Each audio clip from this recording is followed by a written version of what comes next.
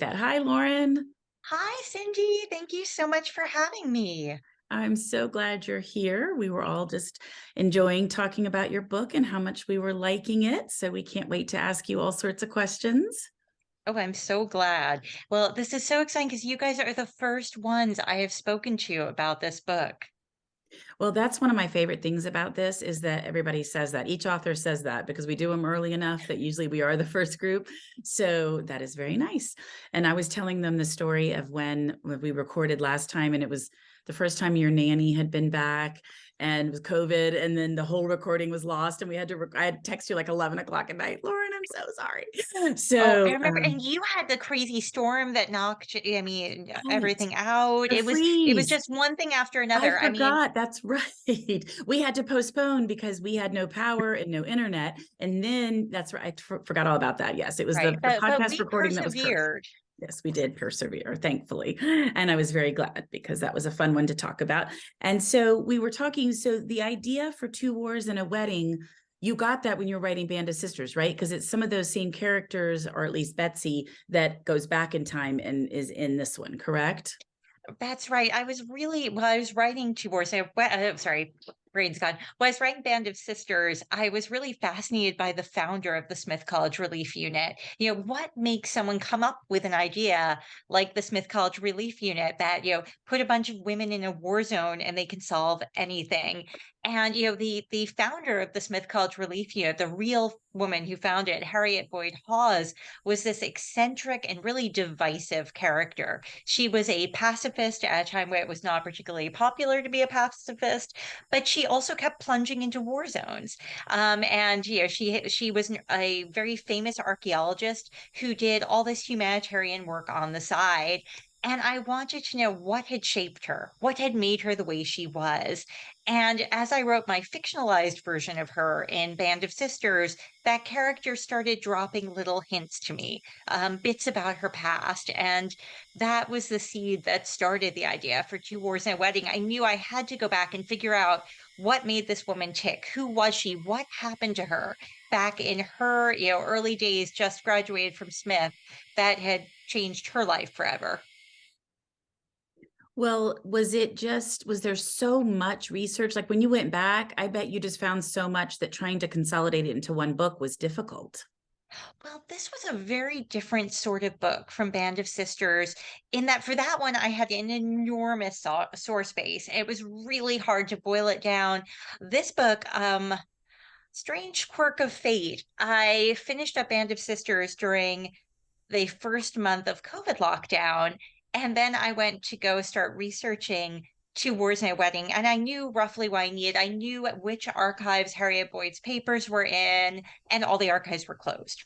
And I could not get my hands on her letters.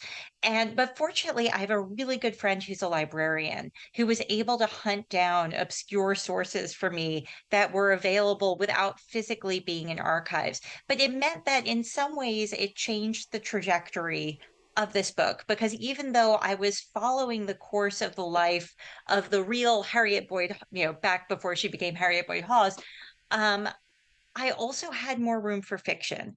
Whereas with Band of Sisters, pretty much everything that happens to them in the book is something that actually happened. In this book, because I couldn't get my hands on what actually happened to her on some places, there was more room for me to imagine what might have happened to my fictional character.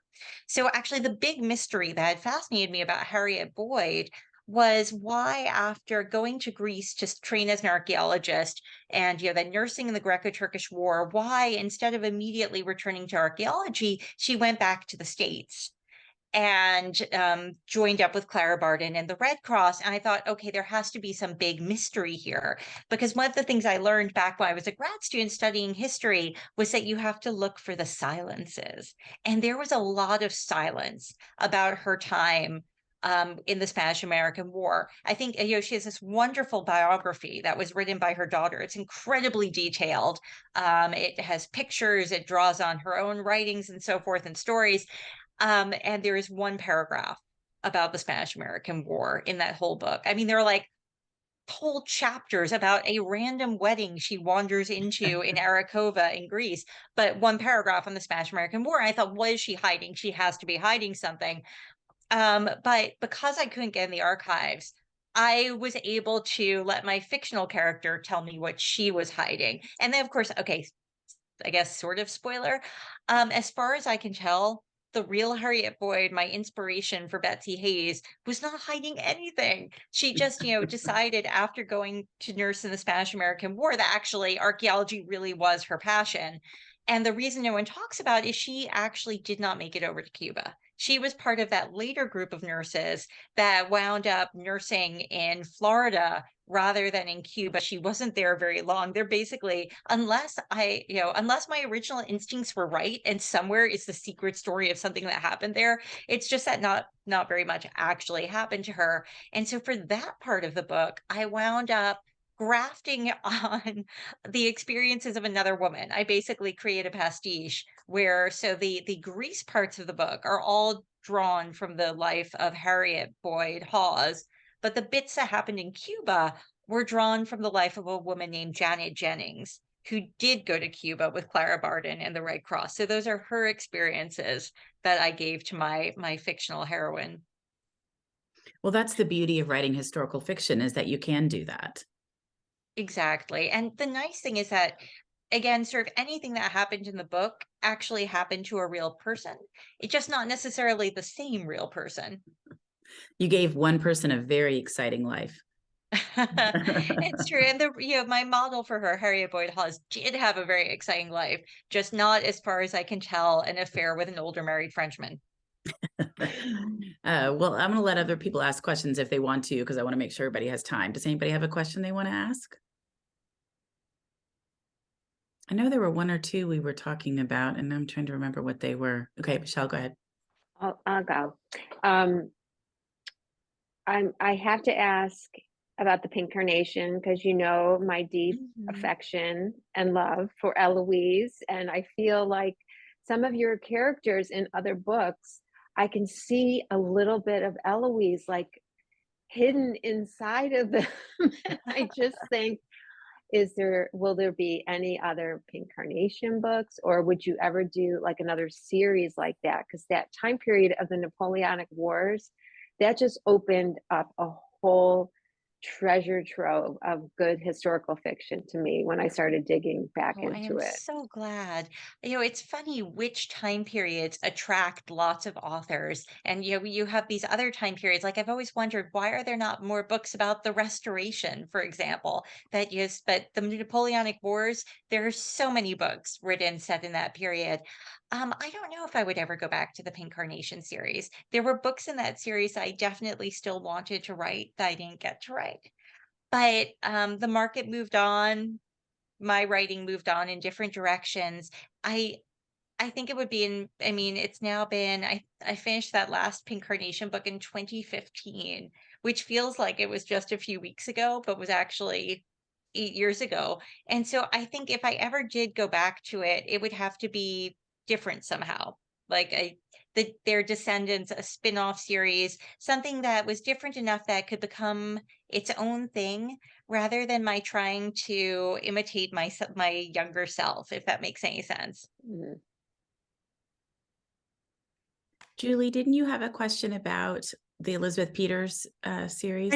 I did. I had noticed something in the book where Betsy is looking at a picture of a famous archaeological couple, and it's Radcliffe Emerson and his wife. And I'd wondered if that was a reference to the Amelia Peabody Mysteries by Elizabeth Peters, and if that was a series you had read and Oh, enjoyed. it And was sort of absolutely is. I stumbled on Crocodile in the Sandbank at the school book fair in sixth grade and never looked back. Ironically, at the same book fair, I also stumbled on one of her Barbara Michaels books, and I read those in tandem for years before realizing they were the same author.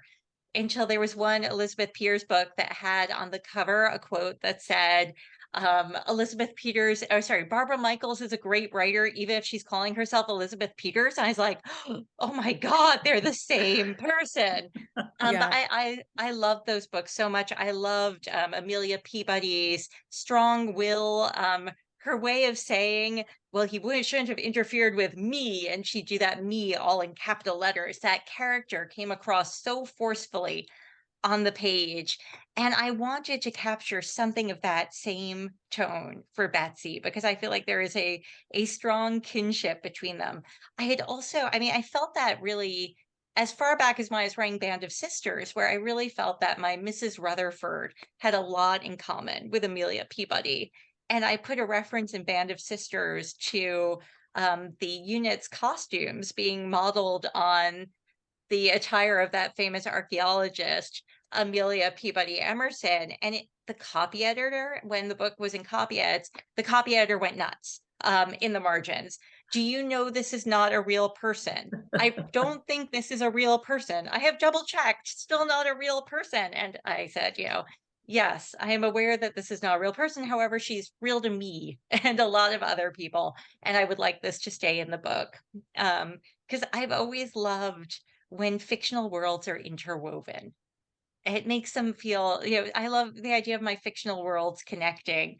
And so I very deliberately, partially because of that copy editor, put another Amelia Peabody reference in this book. And I'm so glad you caught it. Yeah, the rest of us had not read the book, so we were all like, I don't know, but I was glad. So Well, making sure go Julie. read them. Oh, Yes. they're marvelous so because they're good. about this, Victorian and later Edwardian, and goes right up to through World War I. But a well-off woman of good family who travels to Egypt and finds herself ordering everyone about and becoming an archaeologist. Well, that sounds, I know we sold tons of them at Murder by the Book, but I just never read any of them. So, They are a lot of fun. okay, good. Now I may have to start trying them out. So does anybody else have a question they want to ask? Okay, Mary. And I can't hear you. Can you hear Mary? Oh no. There we go. Oops. Okay. Oh, there you are. Hi. Oh, I can't hear you. You're gone again. That's so weird. I wonder what's going on.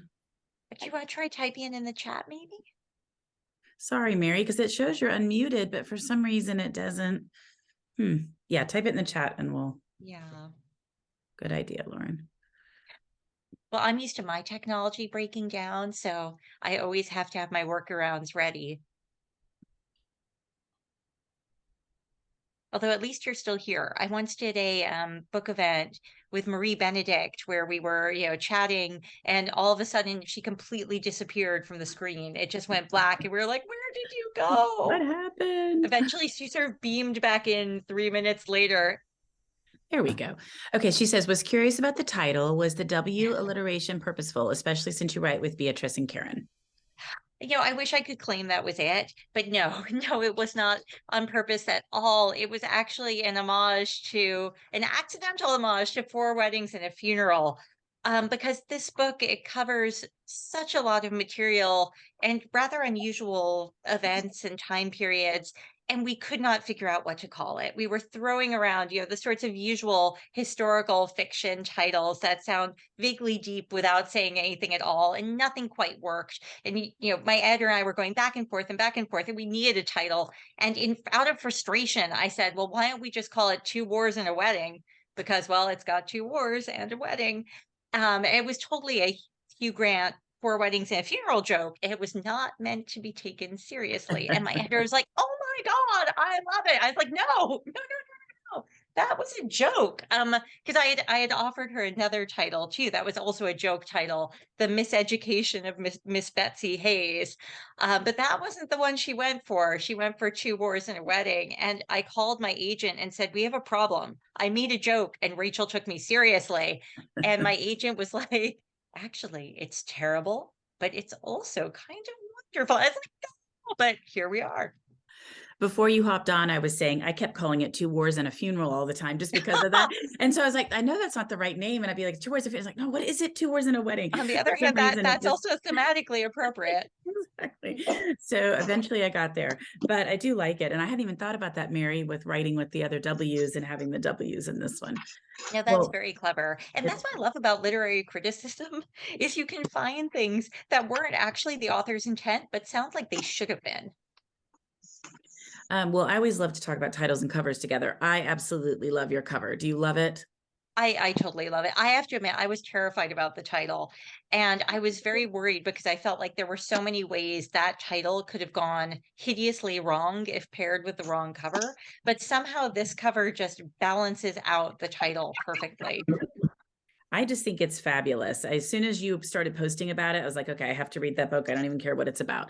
I just think Yay. it looks so good. Oh, thank you. I again, like this was a really hard book to cover because like Greece, Cuba, what do you put on the cover? And somehow they managed to encapsulate all of that within the one carpet bag. Did you have a timeline you liked writing better or was easier? Oh gosh, the funny thing was I really thought the Grease timeline was going to be easier because in its own way it's a very simple story. Young girl goes off to, abroad for the first time, falls in love with sophisticated older man, and I was terrified of writing the Cuba part. Because, there are those diehard Spanish American war buffs out there, and I have written a fair bit about war at this point. I'm really bad with battles. I have a really hard time picturing where people are when. It's my brain doesn't work that way. And so I was there with all of my Spanish American war books piled around me, really trying desperately not to get stuff wrong. And so the grease bits were supposed to be the fun bits. Like this was the sort of Captain Von Trapp-esque romance. And for some reason, I pictured him as a little bit like Christopher Plummer in Sound of Music. I don't know why, except with a French accent.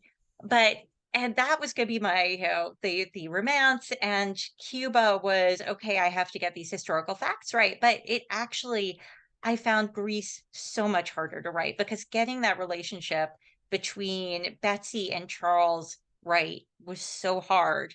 And in the Cuba bits, Holt took over. His voice was so strong, he just sort of guided me through all that.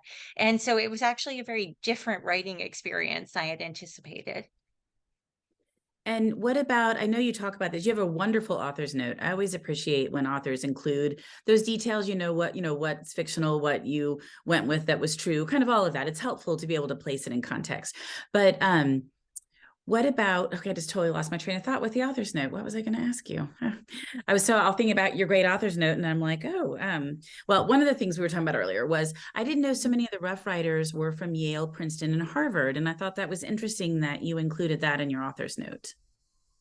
It was something that really fascinated me too, because it was this moment of exuberance for the idea. Well, all of these guys who had this romanticized idea of war, and this was how they were going to prove their manhood. And they went careening into it because they had been at that point a full generation since the Civil War. And so a lot of the horrors of that had been lost. And you had these guys who thought war was going to be a lark.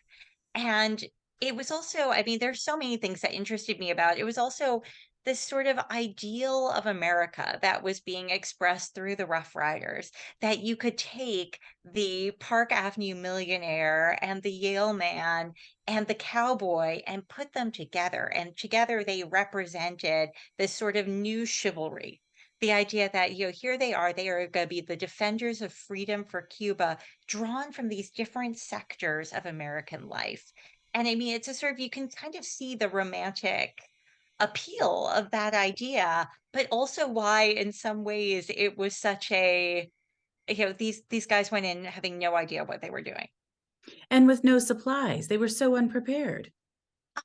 I know that was one of the shocking things. Men always forget to pack, but you think they would remember to pack for a war. And it was also, I mean, it was just the whatchamacallit, what's the word I'm looking for? Not provisioning, but just the sort of logistics mistakes where among, some of it wasn't even just that they'd forgotten to pack. It was that suddenly they didn't have enough boats. And so they had to figure out how they could cram the right number of men onto these boats. And you could get the men on, but you couldn't get the supplies on. Or, the thing with the Rough Riders is they were meant to be cavalry. This was part of this whole idea of like modern American chivalry, like knights of old. They were going to go riding in there, except there weren't enough boats to get their horses across. So suddenly they went from being cavalry to being infantry. And so there they were all kitted out for horseback riding. They have their spurs on, and they're suddenly told, okay, now you're not cavalry anymore because we can only take 2 horses, and those belong, one of those belongs to Colonel Roosevelt. Um, and you're going to be walking a lot in boots that are not meant for walking. And so it just the way they kept blundering on was really fascinating. It was fascinating. It's also kind of fascinating to think about taking cavalry someplace that you have to go across water, like putting all those poor horses on ships. I mean, that probably would not be a lot of fun. Well, I mean, it's something there's certainly precedent for it. I mean, when you look at, for example, the famous Battle of Agincourt and all that, the English had to ferry their horses across to France and so on. But it's always difficult for the horses. And actually, Colonel Roosevelt had brought, I can't remember. So I cut out so much for the book. I can't remember why I included or not at this point, because I had to cut out a lot of the random historical fun facts just because they were weighing down the story. But he had brought 2 horses with him, and one died when the boats landed. It fell in the water and they couldn't get it out. And his other horse made it, but that one died. And I mean, it sort of also led to issues like, there was a bit that I did include in the book where the doctor commandeered a mule because he needed it for his medical supplies. And that actually happened. He went and took the senior officer's bedding off this mule and was like, this is now for the medical department, because he had no way of conveying what he needed to patch up these men in the field. No one had really thought ahead about, okay, so when we get across now without all these things, what happens? And General Shafter was just kind of a mess. Well, you just reminded me what my question was when I launched into the Mhm. whole author's note thing. And it was in the author's note, you mentioned that there was so much you had to pull out. What are some of the fascinating details that couldn't go into the book? Oh, so many things. Well, one of the ones that really stuck with me was, as I mentioned a moment ago, there was a whole chapter basically in Harriet Boyd's biography about this wedding she stumbled into in Arakova in Greece when she was on one of these treks with the guys from the American school.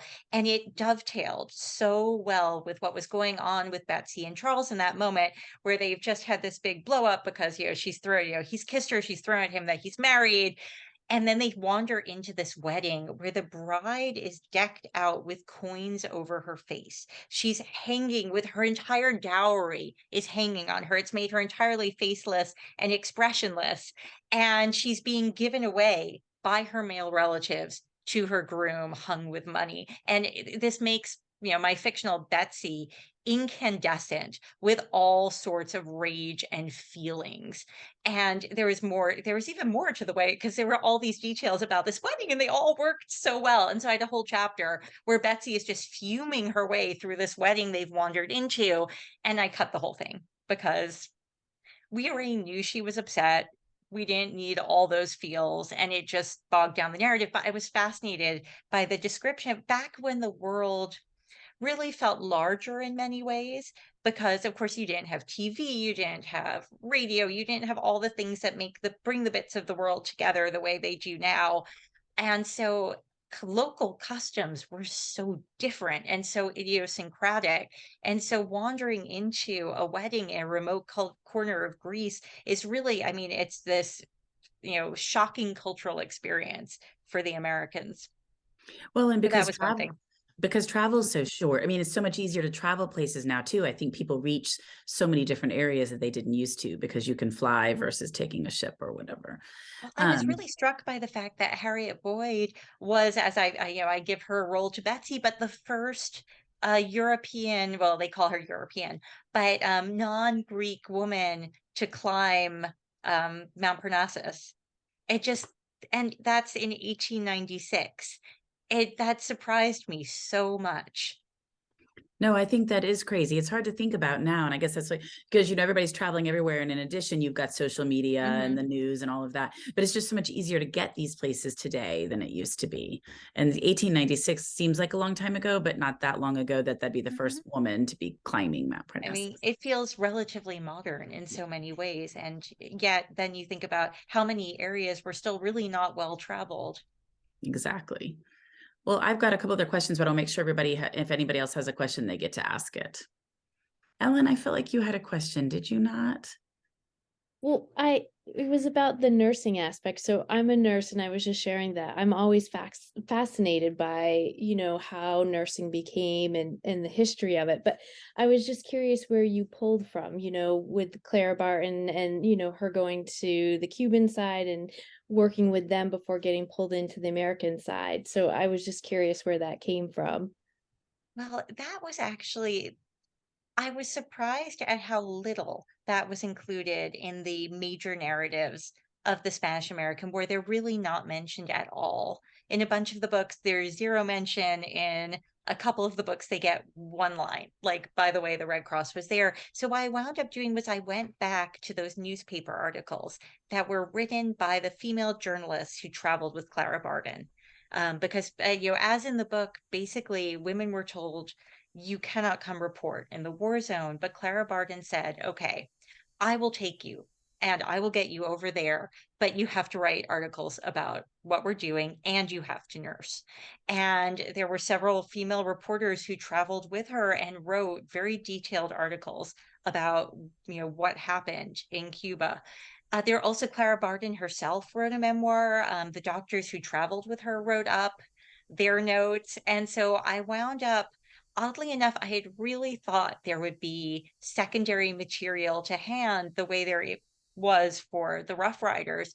But instead, I found myself going back to what the people involved, Clara Barton and the doctors who traveled with her and those reporters were writing at the time, for the details of what they were doing over there.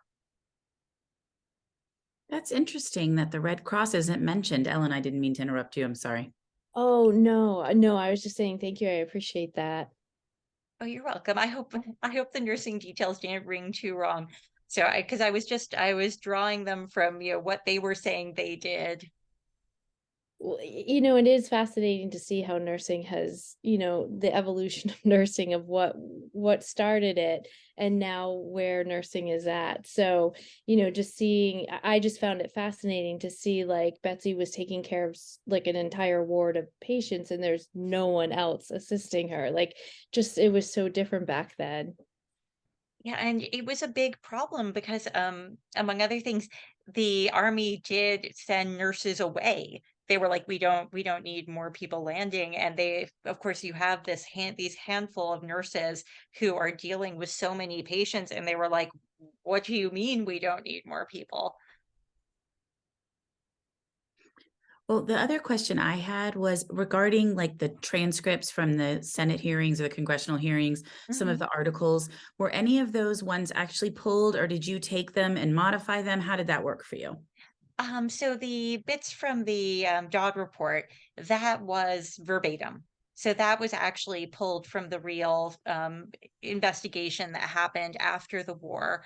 Um, the articles were modified from existing articles. I mostly drew from Catherine White's articles for the Chicago Tribune, because there was a really good collection of those, and she included really, detailed accounts of what Clara Barton and, her nurses were doing.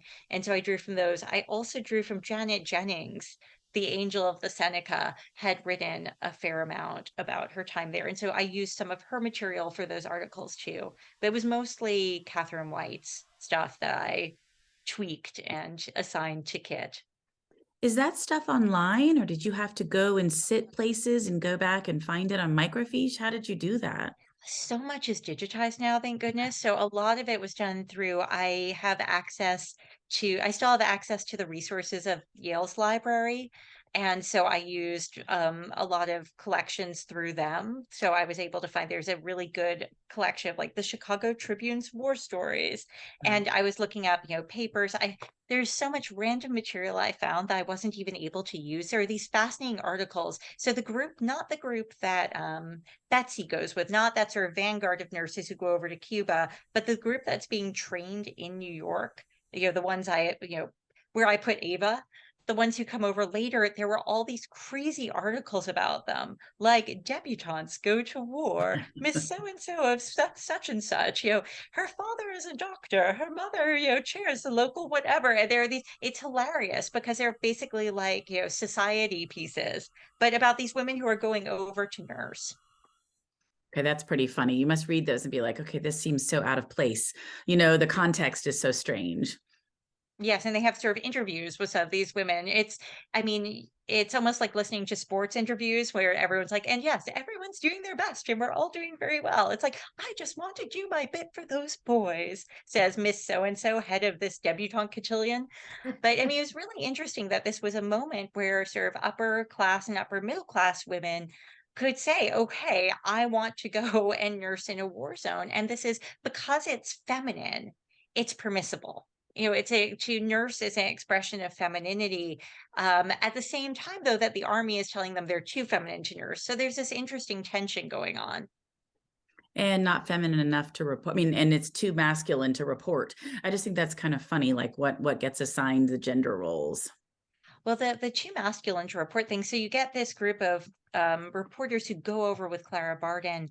But one of the reporters whose life I was reading about, who I found fascinating, a woman named Kit Coleman, who was a Canadian reporter, she got sent over by the Globe and Mail and did not team up with Clara Barden, didn't make it to Cuba till the war was over. And what she did was she went over later and traveled to all the spots in the war zone to try to sort of recreate for herself what had happened. I mean, there was I found something so incredibly heartrending about that.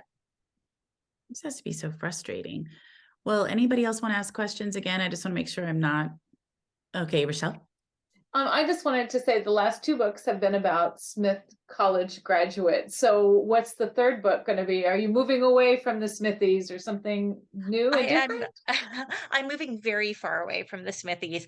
My book that I'm working on right now it goes way back to 1800 New York. It's about the Manhattan Well murder, America's first fully recorded murder trial, where a young woman was found strangled in the Manhattan Well. I mean, this is all true.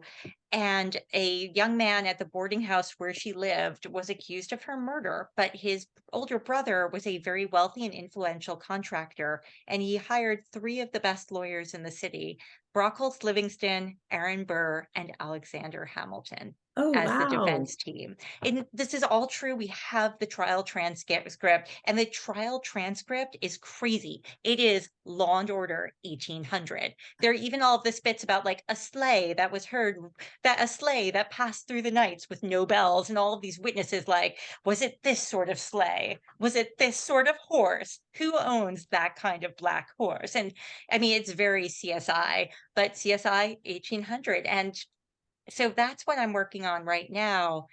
And so one of my main characters is Alexander Hamilton, which is absolutely terrifying.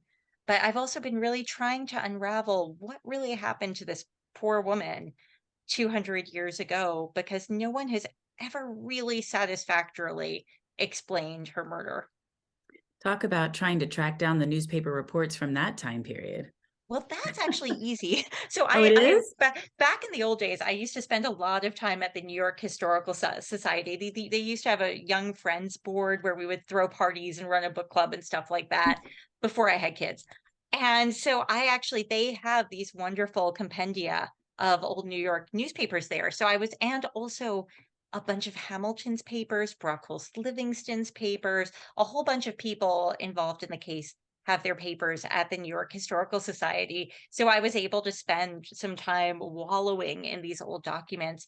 But what I find really frustrating is none of them left there are newspaper accounts about the case. And we actually have the diary of a young woman who was living in New York at the time who wrote about what people were saying about the case, but none of the major participants left anything related to their work on the case. So there's a lot that's sort of conjecture and triangulating, and a lot that's been a game of telephone. Sorry, I can go on about this forever. But one of the things I discovered when I was researching, so Ezra Weeks, the accused man's older brother, is later the contractor for Hamilton's house, the Grange.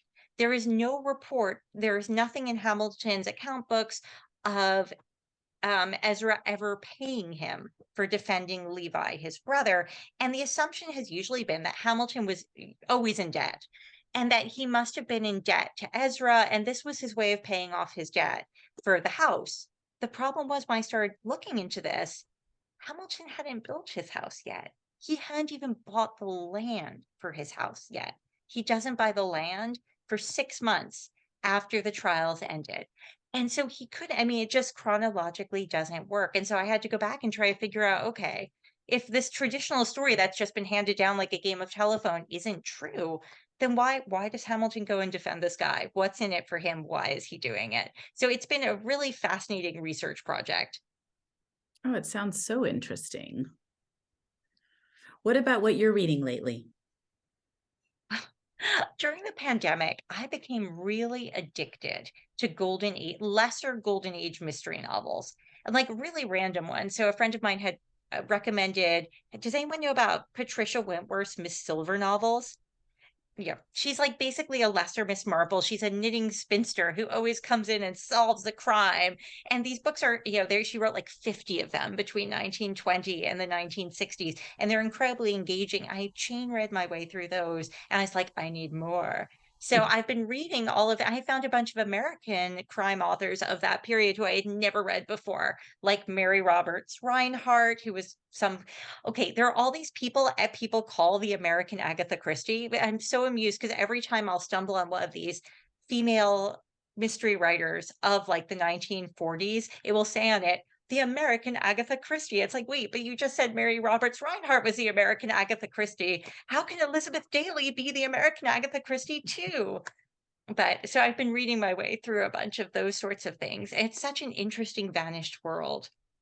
It is such an interesting vanished world. There's that whole series, and that's probably partly what you're reading, where they put them out. They Martin Edwards, I think, is the editor, and he puts an intro in all of them, and he explains where each person falls in the whole genre, and how the books have held up if they haven't held up. It's And some fascinating. have, some Yeah, right, haven't. It's right. really interesting to see, Yeah. what feels dated, what doesn't feel dated after all this time. But yeah, but in terms of more modern books, I guess I really have been reading a lot of murder. Maybe it's because I'm writing about the Manhattanwell murder, but I just read the latest in Ellie Griffith's Harbinger Cower books, Bleeding Heart Yard, which was a lot of fun. I really liked that. And her other series, the Ruth Galloway, the final Mhm. book is coming out in April, Wait, so that's I the need to get final to it. book? Yeah, so it's sitting actually right over here. It's on my list, but I've scheduled to interview her. But I'm sad because I love that series. Oh, I know, but I guess there's only so long Yeah, we can play will they, won't they? yeah, no, I think that's true. What about the W's? Are y'all writing together too? We are due to finish up our latest by March 1st, and then we're getting together in Arizona. Not our usual spot, but warm enough for Karen. And because we're all going to Tucson Festival of the Books, we're like, okay, while we're doing that, we might as well tag on a few extra days, and we're going to polish up the manuscript and hand it into our editor. And that one, we thought for a few moments we were going to have this big announcement to make, because originally that book was supposed to come out in January, God, what year is it? January 2024. And we got this email from our editor saying, guys, we're not sure January really works as a pub date. How would you feel about fall? And we had this moment of, oh, holy crap. Because among other things, this has precedent. With Lost Summers of Newport, that book was supposed to come out in October. And we got a message saying, so we've decided to move it up to May. And then we scrambled. So we're like, so we all went through the panic zone, and there was much texting and much wailing and gnashing of teeth and tearing of hair and comparing of schedules. And we were all finally like, okay, we can do this. We can get the manuscript polished. We can get edits turned around. We can somehow work out how to go on tour this coming September. And then our editor was like, you thought I meant this September? No. Would I do that to you guys? We're pushing it back to the following September. So that book is actually coming out now in September 2024. Okay, that's So we pretty were fun. we were all set to be like, oh my gosh, everyone, this book is coming out really soon. But now, never mind. Shelve that. It'll be out in fall 2024. Are you talking about what it's about? Well, we are sharing the fact that it's set in Scotland. I will tell you, it is a murder mystery. I call this our Knives Out meets Monarch of the Glen book, for what it's worth. We've been having a lot of fun with it. It's we are really enjoying writing a book set in Scotland, and we are actually planning, because a lot of people have been asking us if we'll ever do a fan weekend. And so we're thinking, especially now that the book has been pushed back to September 2024, that gives us lots of time to plan something. So we're thinking of doing a Scottish themed murder mystery fan weekend. So, you know, Fun. save some space in your calendars, start buying your plaid clothes. It should be a lot of fun. Okay, that sounds like a ton of fun. Yes, and we're actually hiring professionals to plan it for us, because otherwise, goodness only knows what might happen. Somebody would actually get murdered, right? Well, isn't that, I mean, that would be so meta. It would. Well, we were joking. We've been having so much fun writing this book. We were like, we should turn it into a murder mystery series. And actually, that is sort of one of our ideas for what if we wrote more books in this vein. But I can't say any more because I'll, you know, reveal too much. Well, I was telling them I'm always dying to know which character you guys write, and no one will ever say. And I try to figure it out, but I never get anywhere. I know, even if you keep pouring, you know, cocktails into us, we are generally fairly tight-lipped about it, because we love that people read the book as a whole without being able to tell who wrote what. I know, but it's a bummer. No, I'm just kidding. But I always like to try to guess. Oh, it's so Well, much fun. Our editor writes us an essay when she returns our edits, explaining why she thinks which author wrote which character. And you know, she lays out, you know, it's like a proper college, you know, 5-paragraph essay where she lays out her thoughts and reasons, and then we're like, no. you don't even tell your editor who wrote which Oh, one? we do. We Oh, do. I was like, wow, After she okay. presents us with this lovely Right. dissertation on who she thinks wrote which with evidence, then we usually tell her she's wrong and why she's wrong and who wrote which one. So sometimes she gets it partially right. Sometimes Okay, she well, that doesn't makes me get feel a right at little all. better. Well, this has been great. Before we wrap up, any more questions, anybody? No? Okay, good. Well, Lauren, this was delightful. Thank you so very much for joining us. I want to get a quick photo too. I'm going to just stop recording really fast and